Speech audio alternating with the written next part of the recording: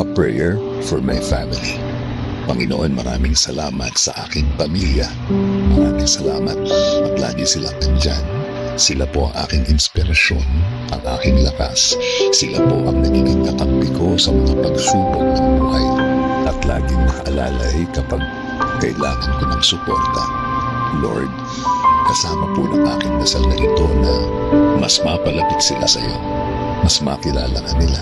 Mas malaman pa nila ang iyong kabaitan. Kasama ng nakikita nila sa aking buhay na ikaw ang pinagkukunan ko ng lakas sa araw-araw.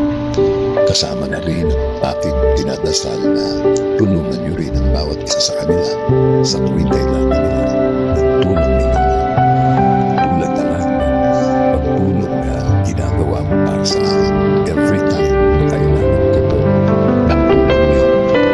Lagi mo silang samahan at tutulungan sa lahat ng oras.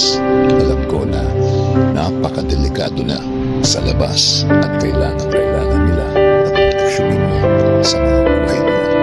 Kasama na ang kanina nila mga trabaho.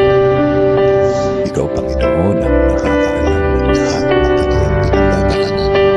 Alam mo kung anong mga pagsubok ang dumadating sa kanila.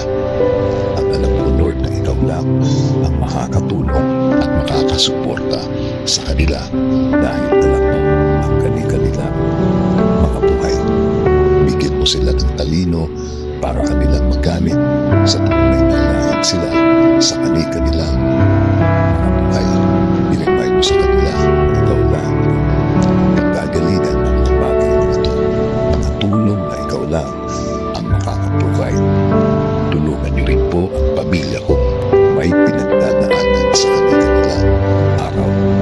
Mga taong ayaw magsalita tungkol sa kanilang mga problema at nagdesisyon na lang na manahimik na lamang and decided to keep it to themselves. Panginoon, alagaan niyo po ang lahat ng magulang, kapatid at lahat ng miyembro ng pamilyang Pilipino.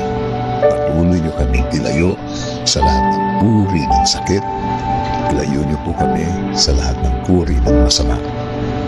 Manatili po sana ang inyong peace sa aming mga puso at isipan. Patuloy niyo po i-guide ang aking buhay.